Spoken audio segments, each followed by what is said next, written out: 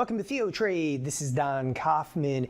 It's June 16th, 2018. You are watching the Theo Weekend Update.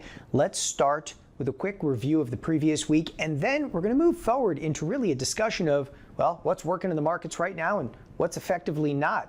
To begin with, and really review this past week, first of all, if you look at the S&Ps, what happened this past week? Absolutely nothing. I mean, for the most part, the markets this past week were massively unchanged. Now, when I say the markets, I'm actually referencing the S&Ps. The Nasdaq did, in fact, have a bit of a rally this past week. Nothing as, as hideous to the upside as we've seen in some of the previous weeks.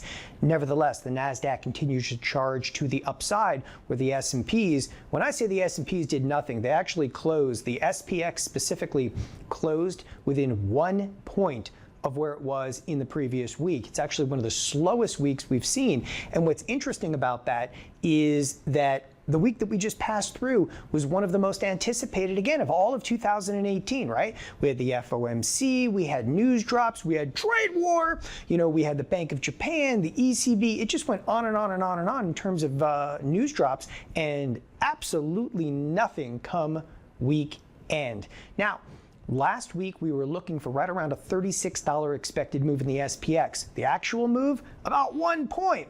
Now, this next week, and that's again, we're already looking forward to next week, we're only anticipating right around a $31, $32 expected move. It's right in that neighborhood, which again, the volatility has now effectively contracted to a degree, not a huge degree though in terms of implied volatility.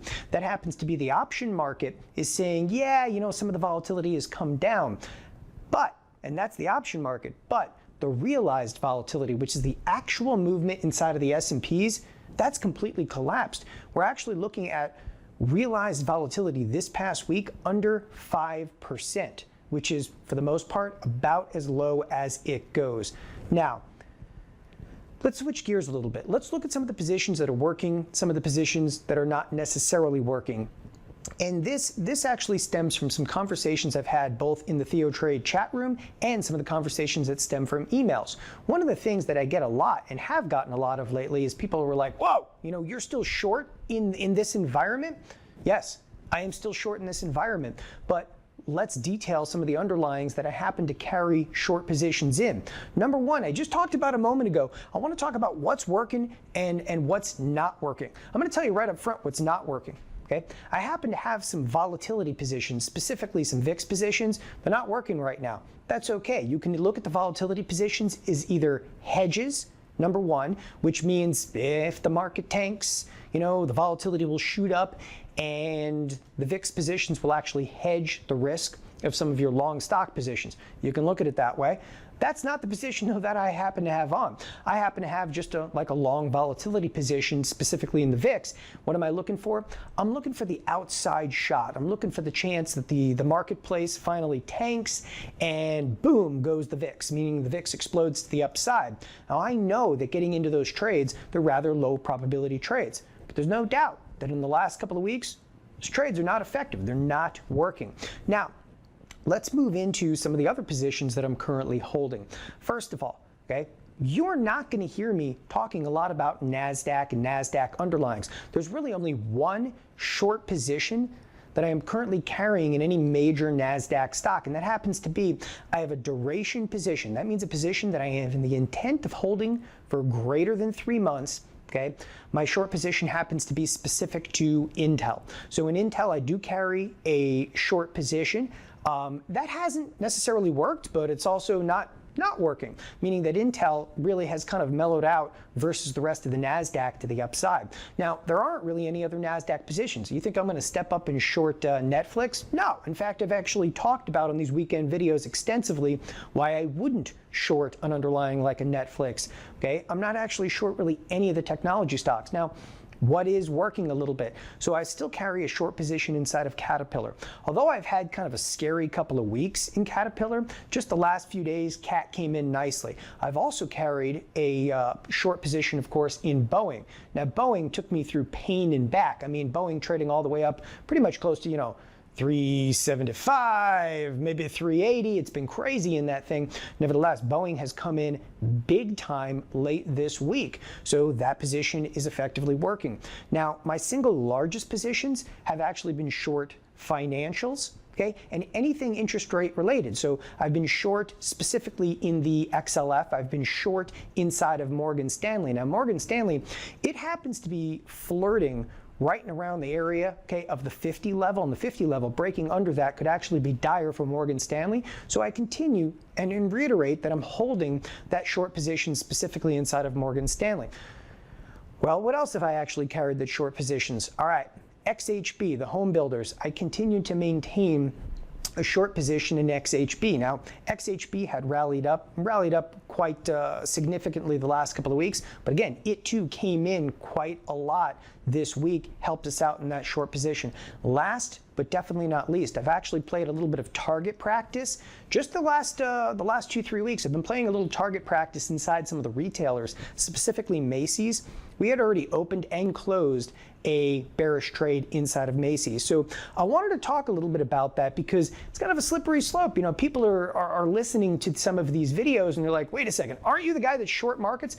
Yes, but it's a little bit, again, of target practice. I'm not short a lot of the Nasdaq out there. Hey, quite frankly, I find stuff like Amazon right now a little bit scary, okay? Last point I want to make before we actually jump over and take a little bit of a look at some charts out there is emerging markets. Emerging markets are right on the brink. They are just on the brink of a break point, and that's, again, something I'm going to be looking at here momentarily with you. With that, okay, let's get into some of the charts here on this weekend's update.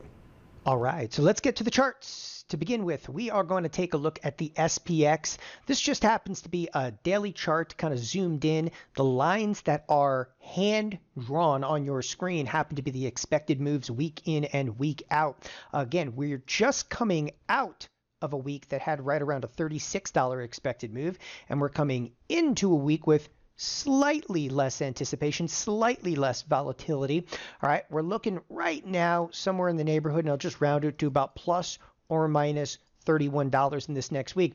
You know, one of the things, though, it really surprises me is that, you know, this past week, the week that we just went through, where we saw absolutely nothing. I mean, literally, okay, week over week, we closed, you know, we started the week and closed the week pennies apart. Like, there's been absolutely really no movement. And that's why the realized volatility, this is historical volatility down below, the realized volatility has absolutely collapsed. One of the things, though, again, that surprises me is that the expected move, okay, this next week is still $31. I mean, you have to look at that and almost have to be like, well, what does the market see? The market clearly sees some degree of risk, and this has been true kind of week in and week out. So this is where I kind of counter where a lot of people are like, oh, the rally this past week. Okay, let me remind you once again where the rally kind of persisted and the rally really existed this past week happened to be none other than the Nasdaq. Hey, and clearly it was vicious, and that's where I've kind of shied away from to some degree. So a lot of what I'm going to do, kind of looking at the charts over here, is I'm going to recap a number of the positions that I'm in. And in recapping the positions that I'm in, I'm also going to elaborate if you want to currently be in these positions.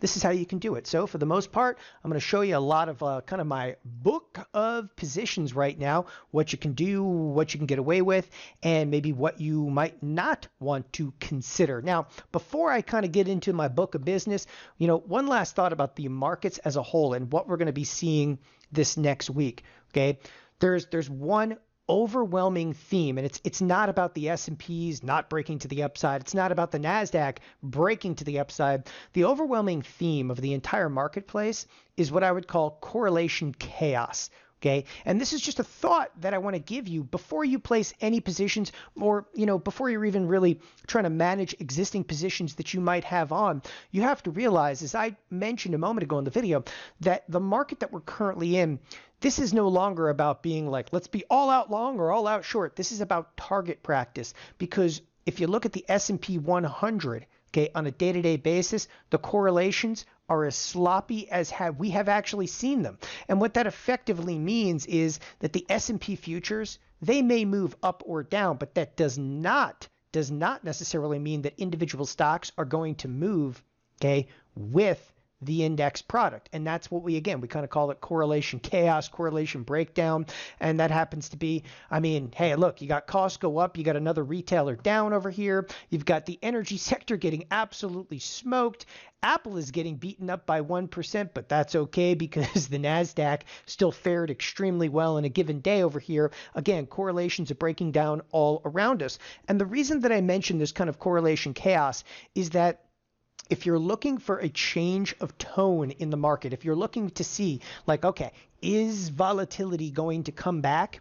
Okay, the answer lies in the correlation. If you wake up one morning and you look at the S&P 100, again, I'm looking at the S&P 100, and if you see 85 or 90 products on one side or the other, whether it's bullish or bearish, discount that. It doesn't matter. But once correlation comes back into play, then and only then can we see markets really start to move effectively and efficiently again. Right now, the S&P's trapped like a rat inside of a cage this last week because we're getting this correlation chaos. They simply can't move. You get one large underlying moving one direction, another large underlying moving another direction. The S&P is literally caught in the middle. Specifically, what was going on this past week, okay, in this last week, we saw the monsters of tech, and I'm just going to clean up this chart. Okay, we saw the monsters of tech rallying up. That's the big tech companies, right? That's your Apple, your Facebook, your Google, your Amazon, your Microsoft. So these five underlyings added together is what I call the monsters of tech. They're kind of exploding to the upside. Great. At the exact same time they're taking off to the upside, what's happening to the financials? Financials are coming down hard and fast. So what you've got, financials coming down, tech going up, S&Ps skirting the line right through the middle. And that's what I mean by kind of correlation chaos. Now, let's get to some of the positions that we happen to be in. First, let's actually kind of recount a little bit about the VIX. As I said, I've been taking long volatility positions. Now, you don't have to follow me off the edge of the cliff, but I've got some long volatility positions, and these are options like are literally going to expire next week. And I happen to be short these 15 puts. They're in the money. I have to buy these puts back probably on Monday, the latest, that I'm going to be buying back the VIX, again, 15 puts for the June expiration. Now, that's all I have to do to close out of my risk. That's it. I just have to actually cover the 15 puts that I'm currently short. All right. But what are some of the other positions that I'm looking at? Okay, well, I went out and I've actually initiated now a new VIX position. And this is one that you can kind of create. I went out and sold the 13s, bought the 10s. Okay, so it's a 13-10 put spread that I happen to be selling the put spread. Why am I selling the put spread? To finance the purchase, okay, of a 15-21 call spread. The entire thing is done for right around even money. This is showing about a 15-cent credit. That's fine. Okay, and effectively what the trade does is it goes out and sells a put spread to try to finance the purchase of the call spread. And that's effectively what it does. Does the trade have risk? Yeah, I mean, the VIX is at 12, okay, and you happen to be selling like a 13 put. So push comes to shove. If the VIX stays down in this level, you're going to cough up about $1 a risk. But you're putting the trade on for about a 15-cent credit. I would rather put the trade on for the credit, though. I mean, I like it. There's no out-of-pocket, cost associated. Minimal margin can be done in an IRA. What's not to love? However, this trade hasn't necessarily been working, but that's okay because the trade, all I need, just one day. Just give me one day of volatility. That's all I ask. And that's why I tend to keep those trades on at all times when the market is seeing extraordinarily low volatility. I have all these low volatility kind of shots in the dark, and that's a trade that, might be able to make 1 to 4, meaning that the payout is risk 1 to be able to make 4. I even have trades on called risk twist spreads that are risk 1 to be able to make 10. I like the long shot. I like trying to swing for the long ball once in a while and trying to get it out of my system. Now, let's move onward and upward from the volatility positions. Now, a couple of other underlyings I mentioned. Let's get really, really specific here. Let's just go, as I said, into target practice. Okay, I'm still carrying a position inside of Caterpillar. Now, Caterpillar came up just shy of the 160. I don't know. Listen, I'm not a market technician. I'm not going to tell you there's resistance up here. All I'm going to tell you is I have maintained a long duration short position. What is my short position? Okay, I happen to have an 85 delta. Okay, it's a deep in the money put. So my 165 put, okay, suffice to say, is like a stock. It's like a short stock replacement. So I just buy a deep in the money put, 85 delta or greater. I'll be looking to roll that thing. If Caterpillar has any other, further downside activity, I will look to roll the put. What am I going to roll the put to? Well, I'll sell the put that I'm in, and I'll roll it out, for example, to August, again, to anything north of about an 85 delta. All right, onward and upward. By the way, there's a reason that this is a video. It's recorded because I'm moving fast, and you can rewind it at any point. Let's go to Morgan Stanley. Morgan Stanley. This one's pretty straightforward. I've been short for a while. It's towards the bottom of the range. It's threatening 50. Okay, how am I actually creating short positions? Once again, I'm using options that are fairly deep in the money. I typically go after an 85 delta or greater. In this particular case, you can see these 55 puts. Well, I put these on, okay? I put these on, and I put them on right down on this day, and we were slightly bid up from there. So I rolled the position right here at the end of May, and we're slightly bid up. So I'm going to sit tight. Listen, I got 63 days to be right, 63 days to be wrong. I'll laugh, I'll cry. There's not that much I'm going to do, though, with this position. Again, I'm maintaining the short position inside of Morgan Stanley. On top of the short position inside of Morgan Stanley, I also maintain, okay, short positions inside of the financials. Very similar, okay? The financials, there's no doubt, and we'll look at a quick chart of the financials. The financials, hey, listen, they scare me right now, okay? And I'm going to pause for a second and say, all right, what scares me? What scares me is the financials are what are actually holding the S&Ps back. They're holding the S&Ps from exploding to the upside. And it has come into my imagination that the financials, I always assume that my future here, okay, my future, which is out here, I always assume my future is about a 50-50 battle.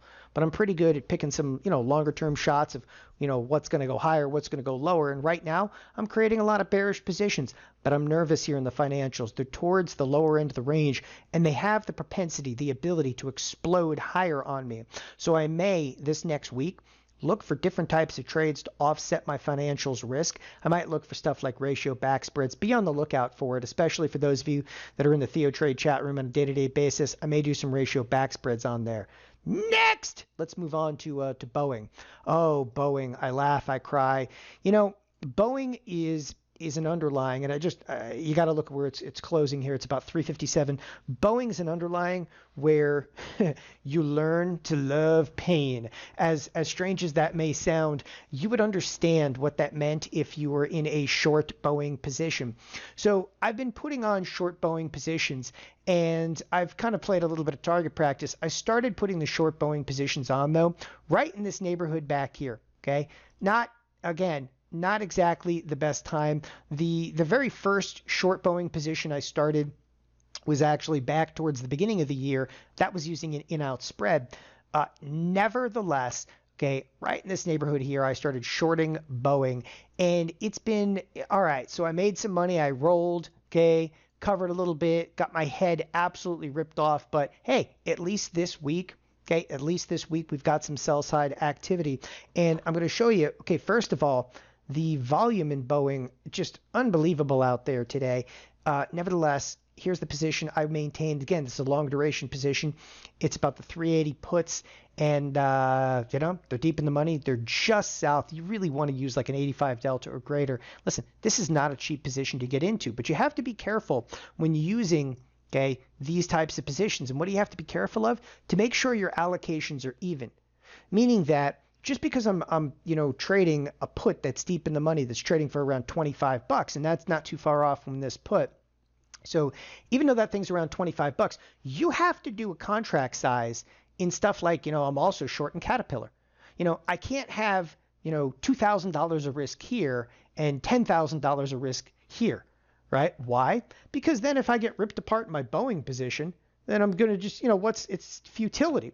So you have to make sure that your allocations are rather consistent. And that's been one of the big differentiating factors in my career. And people will follow, a lot of times people will follow the identical positions that I will do, but their allocations are not consistent. So just hear me out. If you're going to risk, let's say $5,000 here in Boeing, you better be able to risk $5,000 in Caterpillar and $5,000 in Morgan Stanley and $5,000. Okay, there has to be some degree of equivalency. Otherwise, stay out of Boeing. Okay, seriously, stay out of Boeing. So next underlying I want to bring up, talked about Macy's a lot in the previous weeks. Now Macy's, I currently have no positions in. And here's one where we closed it earlier the week. And the reason I'm bringing up Macy's, I'm looking for this underlying to get bid just a bit back to the upside, just a little bit of a bid back to the upside. And I'm actually going to step in and short it again. Another one, and I said I'm going to be playing a little bit of target practice. And what that effectively means is I get to pick the underlying. All right. I'm not necessarily just trading the index products now. I'm going out into the equity world. Nike. Okay. Nike is, again, it's on the block for me to want to short. The issue I've got, earnings are coming up. So for the time being, I'm actually going to let it fly. Okay. For the time being, and consider the trade in even the days coming up until the earnings. And it's very infrequent that I would carry a trade like this, and initiate, I should say, a trade like this right before earnings. But with an underlying like Nike, nothing but upside. And what's a little crazy, Nike almost looks like it's, what is it, a technology stock? What do those sneakers got on them, huh? It's a Pentium chip in my sneakers. No, it's not. Maybe the sneakers have an LED light, but that's about it. Okay, it's not like they're reinventing the entire world over there at Nike, but that's how the underlying is being priced currently. All right, a couple last thoughts on here. Emerging markets, the breaking down, the 45 level. This is key, people. Absolutely key. Go look at a 3-year. Okay, go look at a 5-year. You name it. We are at an absolutely key threshold inside of the emerging markets. And you know what? I just cannot stress this one enough, because the emerging markets really are holding together. Okay, a vast amount of the S&Ps as well. If the emerging markets break solidly under this 45 level, you'll start to actually feel pressure from the emerging markets back into the S&Ps, and that very well could happen. Now, again, we have the emerging markets sitting right on this key threshold, and we've seen this before. We saw this, back in February. We actually have threatened it a number of times, and okay, listen, this may be the third or fourth time, but this may be the charm where the emerging markets do break down. In confluence with that, okay, we even have energy starting to come off kind of hard and fast in just the last couple of trading sessions here as well. Energy is coming down. Okay, you've got Caterpillar, you've got Boeing. Again, there are a number of stocks that are taking heat late this week, but in the S&Ps, as I said, they're not budging. Why? Everything that's going on in the marketplace right now is being masked by the risk, okay, inside of technology. And what's the risk inside of technology? Most of your tech firms are just exploding to the upside. And what's going on, as I said, you're getting technology like Amazon exploding to the upside. There's quite a number of underlyings, including financials, that are heading down. And right through the middle, these are the S&Ps. That's your SPX going right through the middle of it, okay? Open up your eyes. Look as this week goes on. Continue to look, all right, at the advanced decline line. One other thing that you also want to keep a little bit of perspective on, the VVIX. The VVIX is the volatility index. It's getting a little bit lit up in the last about 2 weeks of trade. What this means is that there are professional traders coming in and buying volatility, specifically inside of the VIX. That VVIX starts to hit 110. Duck and cover. That means get under your desk, start rocking back and forth. You're going to enter into some more volatility. With that, thanks everybody for joining us on this weekend's update. I'm Don Kaufman. Have a wonderful weekend. Bye-bye.